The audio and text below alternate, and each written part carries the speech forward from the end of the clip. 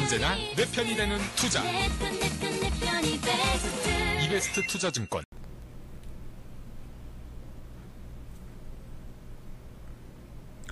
안녕하세요. 이베스트 투자증권 염차장입니다. 알아두면 쓸 곳 많은 주식 잡박사전. 자, 오늘 기본적 분석 이제 세 번째 시간인데, 이제 마지막은 아니고요. 이 재무제표에 어떻게 보면 이제 세 가지 카테고리가 있잖아요. 재무상태표, 손익계산서, 이제 마지막으로 현금흐름표 남았는데, 자, 오늘은 이제 현금흐름표 설명을 바로 해드리도록 하겠습니다. 자, 지난번에 재무상태표, 손익계산서 그렇게 어렵지 않으셨죠? 여러분들이 뭐 막연하게 그냥 공포감을 재무제표에 갖고 계신데 전혀 어렵지 않아요. 네, 여러분들 충분히 이해하실 수 있는 내용이니까 잘 따라와 주시고, 모르시면 계속 복습, 계속 복습해 주시면 좋겠습니다. 자, 현금흐름표 바로 시작해 보도록 하겠습니다. 자, 현금흐름표는 뭐냐면은 여기 뭐 정의를 제가 한번 적어봤는데, 제품 판매, 투자, 재무활동을 통해 기업의 현금이 늘어났느냐 감소했느냐를 판단하는 지표로서 현금의 유입과 유출 여부만을 나타냅니다. 그러니까 현금이 기업에 들어왔는지 현금이 나갔는지 이것만을 나타내는 표예요. 근데 이게 왜 중요하냐면요, 그러니까 뭐 여러분들 흑자도산이라고 많이 들어보셨을 거예요. 어떤 기업이 이익을 냈는데 부도가 난 경우들이 가끔 있어요. 요즘엔 거의 없는데 과거에는 그런 경우들이 가끔 한 번씩 발생을 했습니다. 그래서 이 좋은 기업인 줄 알고, 이익 나는 기업인 줄 알고 투자했던 분들이 굉장히 멘붕에 빠지고 상장 폐지돼 가지고 고통을 겪었던 경우들이 많이 발생했는데요. 그게 왜 그러냐면 현금흐름표에서 그런 징후들이 사실 나오게 되는데, 그런 것들을 이제 나타내는 그런 부분들을 이제 어떻게 보면 투자분들이 그냥 관가를 했던 거죠. 요것만 봤으면 좀 어느 정도 캐치를 해내실 수 있었을 텐데, 현금흐름표는 한마디로 이제 예를 들면 어떤 기업이요, 그러니까 지금 당장 뭐 예를 들면 뭐 그냥 간단히 10억 원을 갚아야 되는, 뭐 그러니까 한 달 안에, 뭐 예를 들면 한 달 안에 10억 원을 갚아야 된다고 칩시다. 근데 이 기업이 이제 한 달 후입니다. 한 달 후에 10억을 갚아야 되는데, 지금 굉장히 중요한 거래처에서 거래를 따냈어요. 그래가지고 뭐 예를 들면 50억 원어치의 매출을 발생을 했어요. 그러니까 뭐 어떤 제품 판매를 통해 가지고 50억을 벌었어요. 근데 그 50억이 현금으로 안 들어오고 이제 판매처에서 어음으로 준 거죠. 그러니까 저번에 한번 설명해 드렸죠. 매출 채권 아시죠? 그러니까 석 달 후에 50억 원을 현금으로 줄 테니까 그런 이제 어음을 작성해서 매출 채권으로 준 겁니다. 그러면 당장 50억을 벌긴 벌었는데 지금 이 기업은 50억이 없어요. 현금을 3개월 후에 받습니다. 근데 당장 10억 원을 갚아야 돼요. 물론 어음가이라고 하는데 뭐 그럴 수도 있겠지만 어쨌든 그냥 가정을 한 겁니다. 그러니까 석 달 후에는 50억이 들어와서 현금으로 꽂힐 텐데 10억 원을 갚을 수가 없는 거예요, 지금. 그러니까 이런 경우는 이익을 냈는데도 10억이란 돈이 당장 없어서 부도가 나는 겁니다. 이거 이제 우리가 흑자도산이라 그래요. 현금흐름표는 이제 기업이 돈을 벌었느냐 안 벌었느냐 그걸 나타내는 게 아니라, 이 기업이 돈을 벌었건 까먹었건 간에 현금이 들어왔느냐 현금이 나갔느냐 그것만을 확인할 수 있는 표라고 생각하시면 돼요. 자, 세 가지가 있습니다. 현금흐름표에는 영업활동으로 인한 현금흐름, 투자활동으로 인한 현금흐름, 재무활동으로 인한 현금흐름, 세 가지가 있어요. 자, 영업활동은 뭐냐면은 실제 영업활동, 한마디로 제품의 생산, 판매로 창출된 그런 현금을 나타내는 거고, 투자활동은 뭐냐면요, 유형 무형 자산에 투입되는 자금이라고 하는데, 한마디로 투자 있죠. 공장을 짓거나 뭐 그런 것들 있잖아요. 뭐 특허권을 따내거나, 그러니까 여러분들이 뭐 어떤 기업을 운영한다고 쳤을 때, 뭐 예를 들면 반도체라고 칩시다. 반도체 기업들은 투자를 굉장히 많이 해야 되잖아요. 근데 새로운 공장, 얼마 전에 뭐 삼성전자가 또 예전에 중국에 3D 낸드 공장을 또 착공을 했었잖아요. 그래서 그런 것처럼 투자를 하는 거, 이런 것들을, 공장을 짓고 하는 것들을 투자 활동으로 인한 현금 흐름이라고 합니다.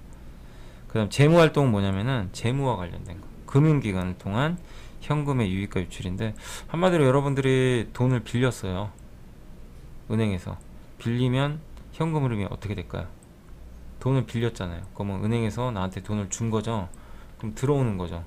돈이. 그럼 현금 흐름 플러스고요. 내가 빌린 돈을 갚았어요. 그러면 내 돈이 빠져나가는 거잖아요. 그러면 마이너스입니다. 이해되시죠? 투자 활동. 내가 공장을 지었어요. 공장을 지으면 돈이 나가잖아요. 그만큼의 비용이. 그죠? 그럼 투자 활동으로 인한 현금 흐름은 마이너스고, 내가 가지고 있던 땅, 토지, 공장을 매각했어요. 이러면은 그 매각한 걸로 통한 돈이 들어오잖아요. 플러스입니다. 영업활동. 내가 어떤 그 제품을 판매를 했어요. 바로 현금을 받았어요. 그건 플러스죠. 근데 내가 아까 설명드린 것처럼 어떤 뭐 반도체를 팔았다고 칩시다. 반도체를 50억을 팔았어요. 팔았는데 3개월 후에 받기로 했어요. 그럼 지금 당장 50억을 받은 게 아니죠. 그럼 마이너스예요. 이해가 되시죠? 근데 3개월 후에 50억을 받았어요. 그러면은 플러스가 됩니다. 현금이 들어왔으니까. 이해되시죠? 그러니까 현금이 실제로 이 기업에 들어왔느냐, 아니면 현금이 실제로 나갔느냐, 그것만 가지고 판단을 하는 거예요. 그래서 굉장히 중요합니다. 이 현금 흐름표는 흑자도산. 그러니까 기업에 있어서 제일 중요한 게 결국 현금입니다. 현금 창출 능력이 있어야 되는데, 그러기 위해서는 우리가 이 현금 흐름표를 보고 예상을 할 수가 있어요. 그런 굉장히 중요한 표라고 생각하시면 되겠습니다. 자, 그럼 실제로 한번 표를 보면서 제가 말씀 한번 해드릴게요. 자, 현금 흐름표로 우량주 골라내기라고 적어드렸는데, 자, 영업활동, 투자활동, 재무활동, 이 세 가지가 있습니다. 이 세 가지 그 현금 흐름이 있는 거고, 자, 각각의 플러스 마이너스 통해서 이게 우량 기업인지 부실 기업인지 우리가 판단할 수 있거든요. 자, 먼저 우량 기업부터 요 맨 왼쪽에 있습니다. 영업활동 현금 흐름이 플러스다. 이건 뭡니까? 실제로 돈이 들어온 거죠. 그러니까 내가 반도체를 팔아가지고 현금이 유입된 거예요. 이건 당연히, 그러니까 영업활동 현금 흐름은 무조건 플러스가 좋은 거예요. 그러니까 뭐 하이닉스 같은 기업이, 그 예를 들면 하이닉스가 애플이란 기업에 반도체를 납품할 거 아닙니까? 근데 이거는 떼이진 않겠죠. 애플이 뭐 하이닉스에 돈 안 주겠습니까?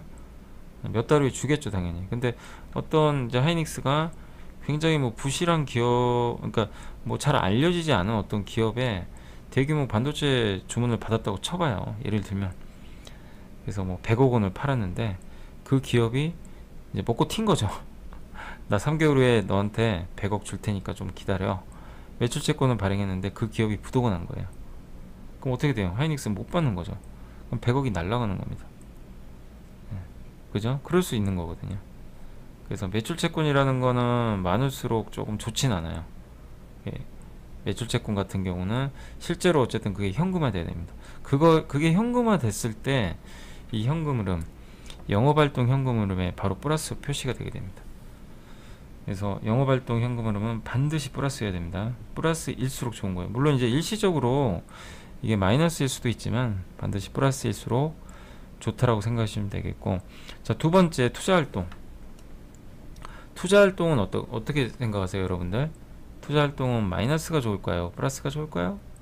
당연히 마이너스가 좋겠죠. 기업은 성장을 해야 되는데 투자를 해야 됩니다. 기업이 투자를 안 하면 그건 성장을 못 하는 거예요.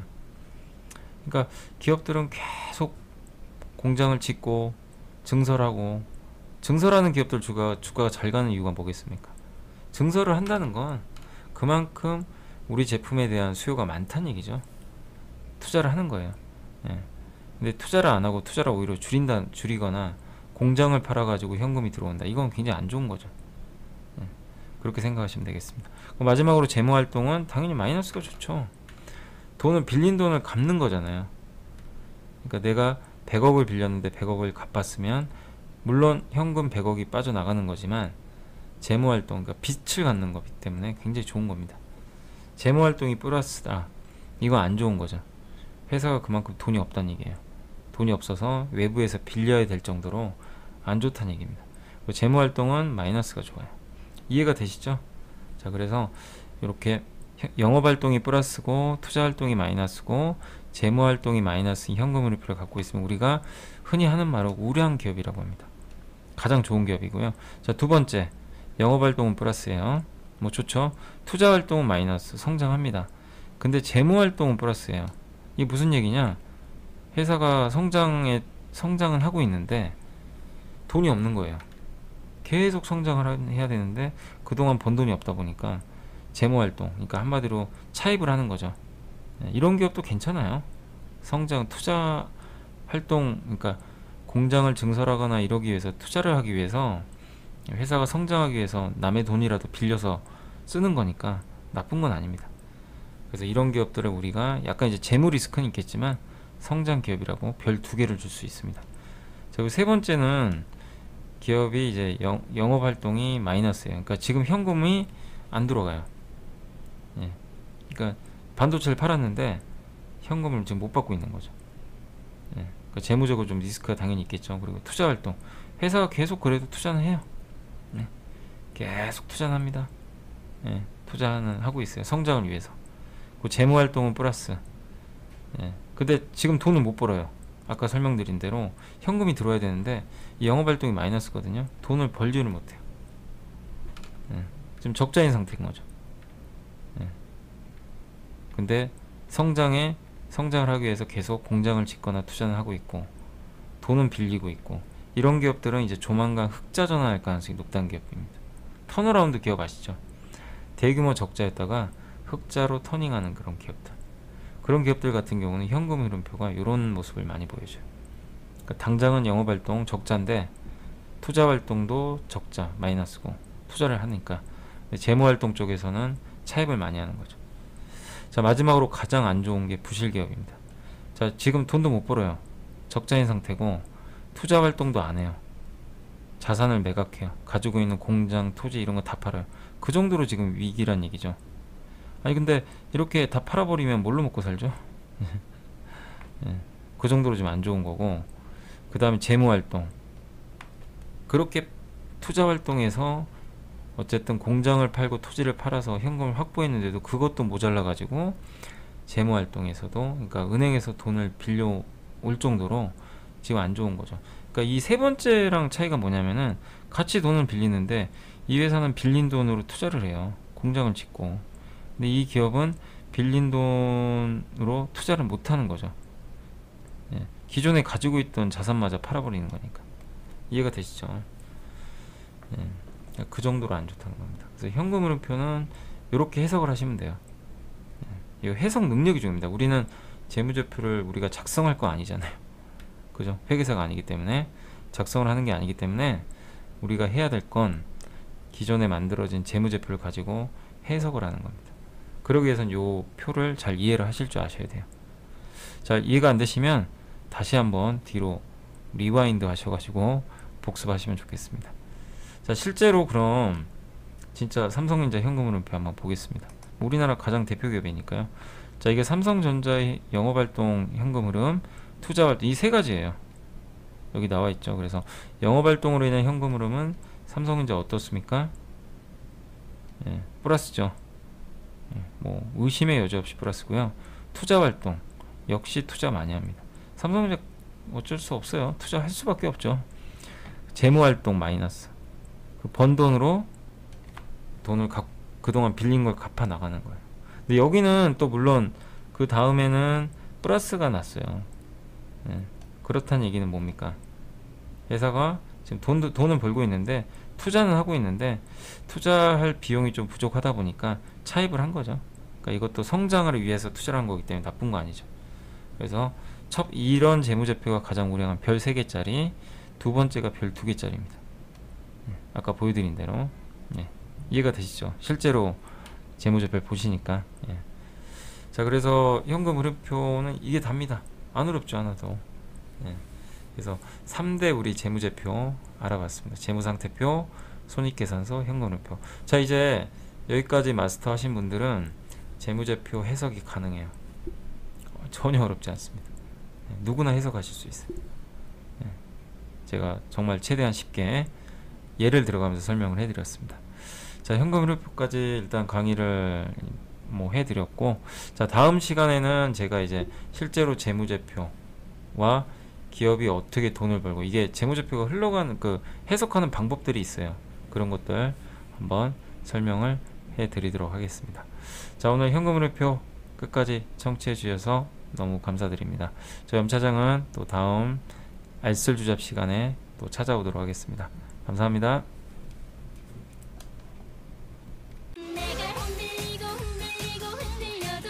지금 이렇게 신나는 음악에도 어깨가 들썩이지 않는 당신은 투자에 뭔가 문제가 있다는 것. 그러니까 이베스트 투자증권으로 가야지. 언제나 내 편이 되는 투자. 내 편이 베스트. 이베스트 투자증권. 투자 정보도 이베스트 투자증권. 원금 손실에 유의하세요.